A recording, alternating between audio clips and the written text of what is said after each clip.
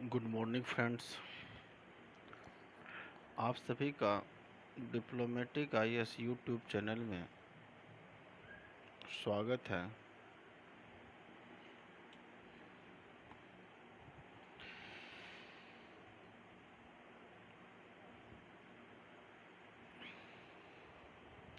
आज से हम एक न्यू सब्जेक्ट लेकर आया हूँ, जिसे हम Indian society and related issue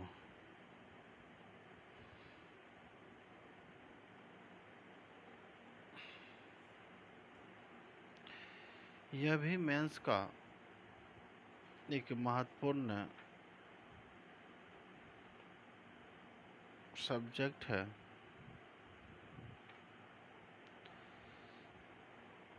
तो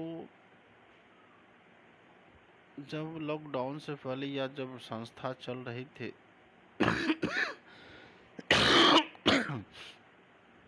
तो सुबह का जो बैच था 8 से 10 AM में इसी टॉपिक की क्लास चल रही थी। तो इसमें हमने काफ़ी क्लासेस हो चुके हैं। इसमें से हमने कुछ क्लासेज बचे हुए थे। तो मेरा कोशिश है कि जब तक क्लास कंटिन्यू नहीं होते हैं तब तक हम कुछ वीडियो के माध्यम से उस छोटे छोटे टॉपिक को कवर करने की कोशिश कर रहा हूँ।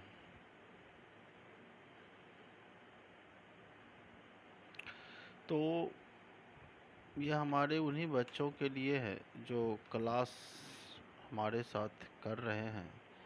उन्हें आसानी से हर एक चीज़ को समझ में आएगा, क्योंकि इसमें बहुत सारे लगभग 30-35 जहाँ तक मुझे याद है 40-45 क्लास हो चुके हैं। और हमें सिर्फ आज टॉपिक पर ही हम बात करेंगे। तो जो हमारा टारगेट है कि हम जो एक नवीन टॉपिक आपके साथ लेकर आएंगे या आए हुए हैं, उस टॉपिक को हम नगरीकरण नगरीय समस्याएं एवं निदान, इस टॉपिक को हम कवर करने की कोशिश करेंगे। क्योंकि हमारे समाज का एक बहुत बड़ा वर्ग नगर में निवास करते हैं। नगर लोगों की समस्याएं और ग्रामीण लोगों की समस्याएं कुछ जगह पर तो एक हो सकती है, कुछ जगहों पर काफ़ी अंतर होगा। तो हम यहाँ पर नगरीय जो हमारा समाज मुंबई दिल्ली जैसे नगर में रह रहे हैं या छोटे छोटे कस्बे में रह रहे हैं, हम उनकी समस्याओं को जानने की कोशिश करेंगे, फिर निदान निकालने की कोशिश करेंगे, फिर जानेंगे कि सरकार उसके लिए क्या क्या कर रही है। तो उस चीज़ को भी हम समझने की कोशिश करेंगे। तो देखिए, इसमें हमारा जो टॉपिक रहेगा, तो पहले तो हम कुछ शब्दावली को समझेंगे, यानी कि हमने कुछ परिभाषिक शब्दावली को समझेंगे। एक तो टॉपिक पहले हम ये समझेंगे, फिर हम यहाँ पर नगर की परिभाषा एवं वर्गीकरण को समझेंगे।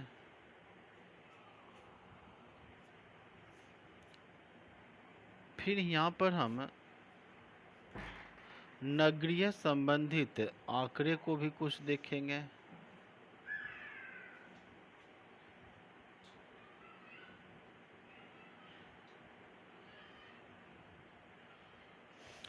फिर यहाँ पर हमारा जो नेक्स्ट टॉपिक रहेगा, नगरीय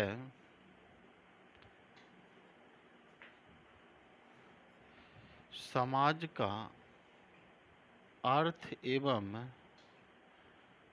लक्षण को जानेंगे। फिर यहाँ पर हम भारत में नगरीकरण की प्रवृत्ति को समझेंगे। फिर यहाँ पर हम भारत में नगरीकरण का सामाजिक प्रभाव पर चर्चा करेंगे।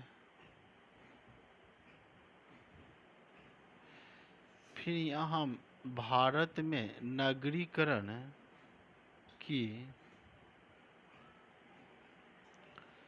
सामाजिक एवं अन्य समस्याएं का कारण समझने की कोशिश करेंगे। फिर हमारा जो टॉपिक रहेगा इसके अंतर्गत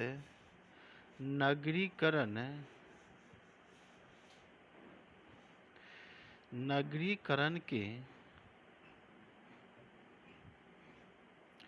समस्याओं हेतु किए गए प्रयास को समझेंगे। फिर हम नेक्स्ट टॉपिक में भारत में अति नगरीकरण की समस्या, कारण, निदान एवं प्रयास एवं सुझाव को देखेंगे। फिर इसके अंतर्गत हम गंदी बस्तियां, शहर में देखिएगा कि छोटे छोटे गंदी बस्तियां भी हैं जिसको झुग्गी झोपड़ी कहते हैं।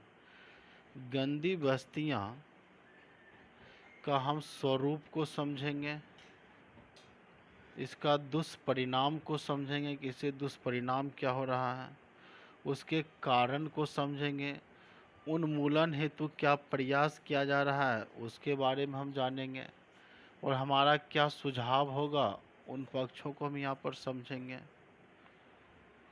तो यहाँ पर हम बहुत सारे चीज़ों को हम इस टॉपिक के अंतर्गत एनालिसिस करने की कोशिश करेंगे। तो देखिए, इस चीज़ को जो हम आपको बुक रेफ़र किए थे, राम आहूजा का बुक, उसको थोड़ा सा पढ़िएगा।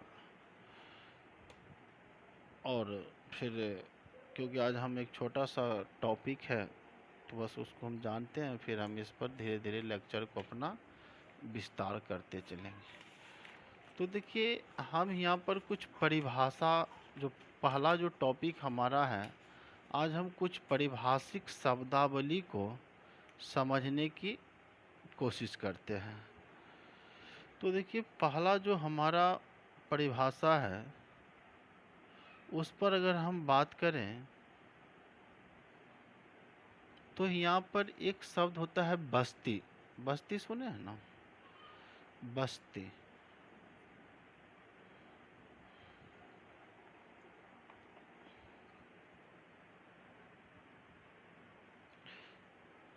तो देखिए, बस्ती को हम इंग्लिश में हैबिटेशन कहते हैं, हैबिटेशन, या इसको हम सेटलमेंट भी कहते हैं, सेटलमेंट।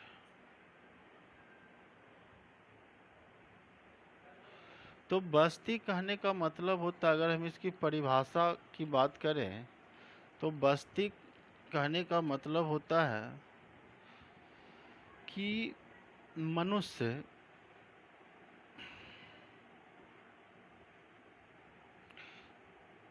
समूह बनाकर, यानी कि कोई भी मनुष्य छोटे समूह बनाकर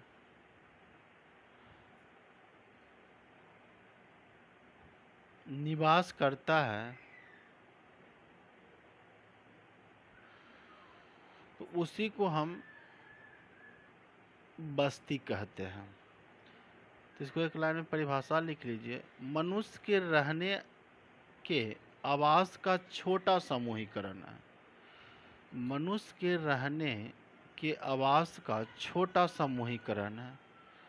यानी बस्ती मतलब हुआ कि 2, 4, 5, 10 लोग, 20 लोग आपस में मिलकर कहीं छोटे जगह पर रहना चालू कर दिए, तो उसी को हम बस्ती कहते हैं।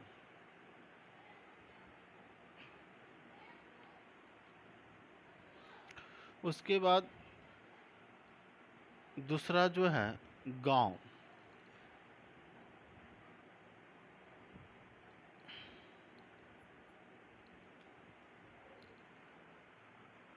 तो देखिए गांव में क्या होगा, जब यही बस्ती का कोई एक नाम हो जाए, नाम हो,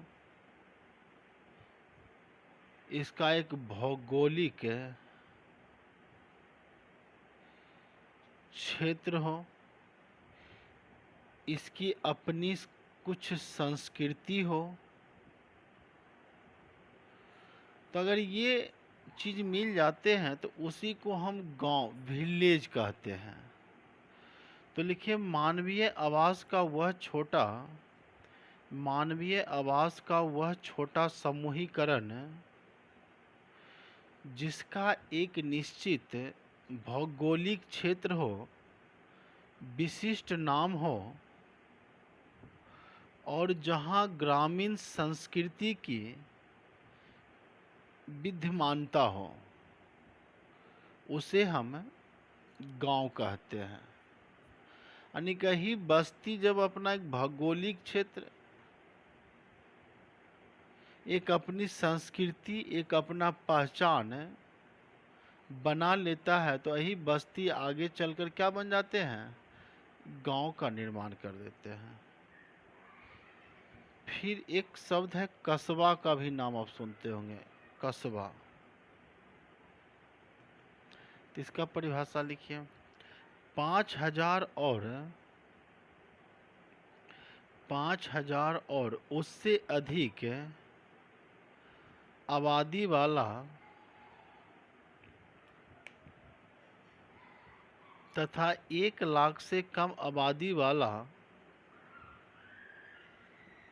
वह आवासीय क्षेत्र जो गांव एवं नगर के मिश्रित रूप को परिलक्षित करता है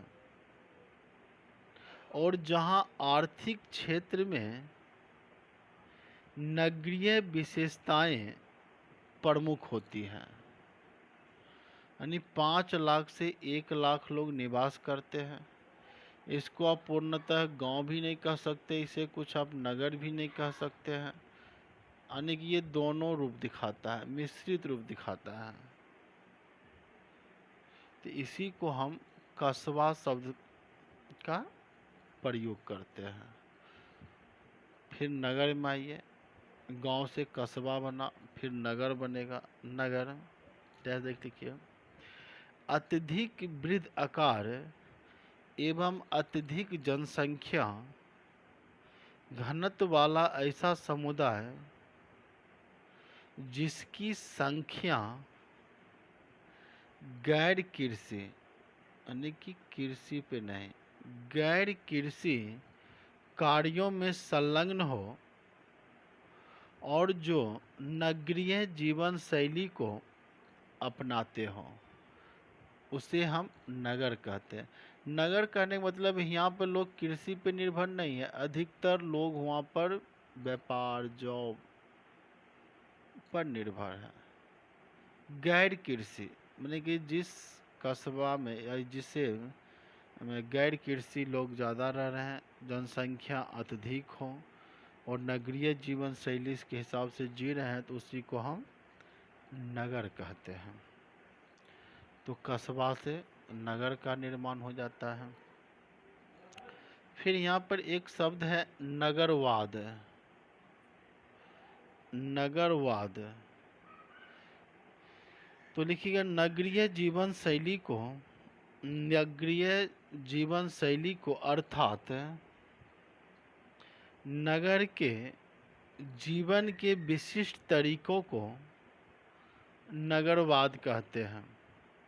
नगरीय जीवन शैली को अर्थात नगर के जीवन के विशिष्ट तरीकों को नगरवाद कहते हैं। उपनगर, नगर, अब आइए उपनगर।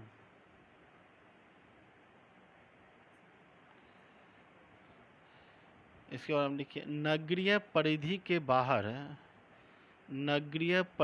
के बाहर उपस्थित अपेक्षाकृत छोटा नगर जो सामान्यतः अपनी आर्थिक आवश्यकता के लिए केंद्रीय नगर पर निर्भर करता है, किंतु राजनीतिक इकाई के रूप में पृथक होता है, उसे उपनगर कहते हैं। यानी नगर, और यहाँ पर मान लेते हैं, जैसे ये मानिए दिल्ली है, ये मान लेते हैं नोएडा है, गुड़गामा है। तो मानिए आर्थिक गतिविधि के लिए ये दिल्ली पर निर्भर है, लेकिन राजनीतिक रूप से गुड़गामा चाहे नोएडा ये एक दूसरे से स्वतंत्र है। तो ये आपका उपनगर कहलाता है। फिर एक शब्द सुनते होंगे महानगर। महानगर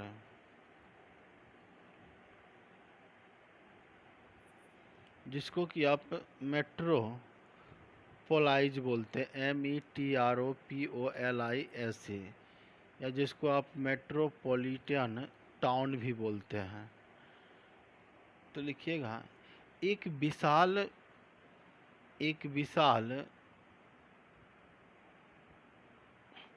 मुख्य नगर जो आसपास की नगरीय बस्ती एवं कस्बों से घिरा हुआ हो और ये बस्तियां कस्बे मुख्य नगर पर निर्भर हो, उसे हम मेट्रोपॉलिटन सिटी कहते हैं। जैसे मुंबई हो गया, दिल्ली हो गया, चेन्नई हो गया, हैदराबाद हो गया, कलकत्ता हो गया, ठीक है।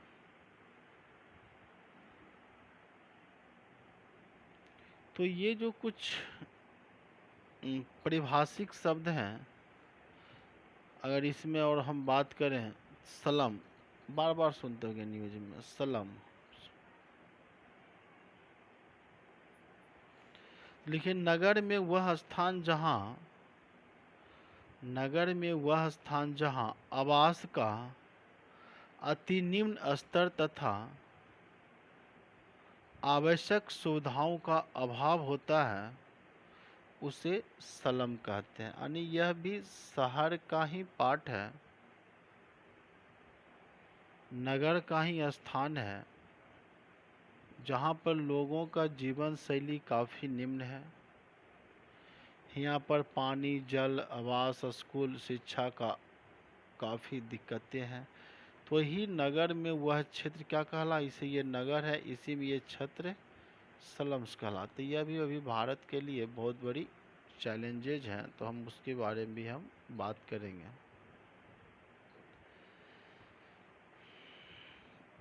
एक शब्द है अर्बन ग्रोथ है।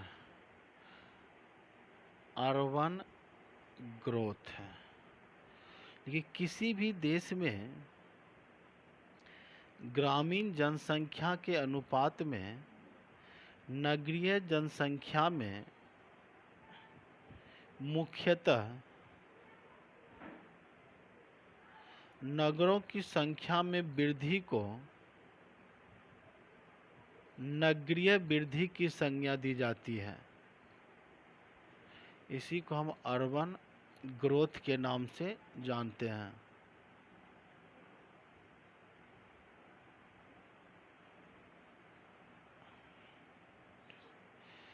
उसके बाद एक शब्द आता है नगरीय पुंज,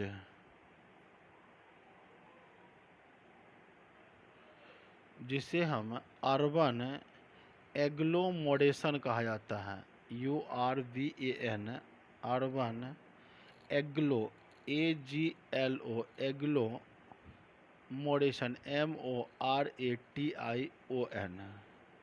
नगरीय पुंज। देखिए, दो या दो से अधिक मुख्यतः विधिक नगरों का समूह नगरीय पुंज कहलाता है और भारत में इसकी चर्चा 1971 से देखी जाती है। एक शब्द है ग्राम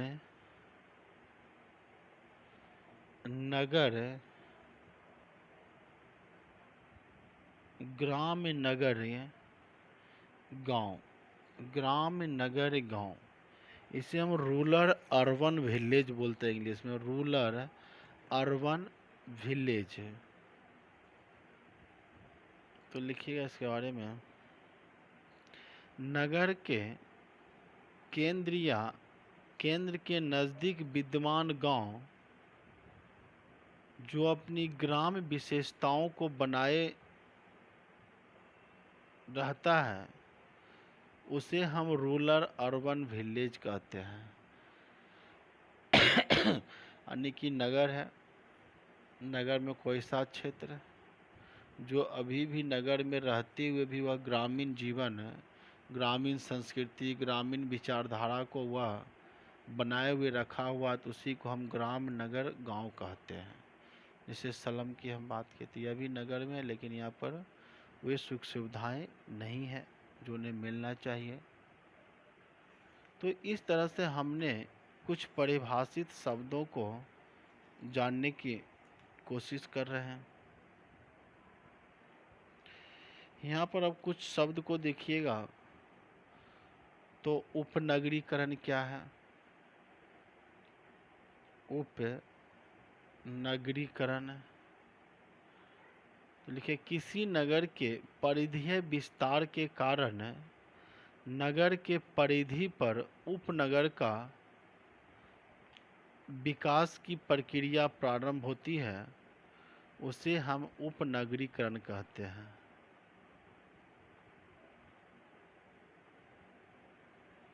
एक शब्द अब सुनिएगा, जीवन निर्वाह,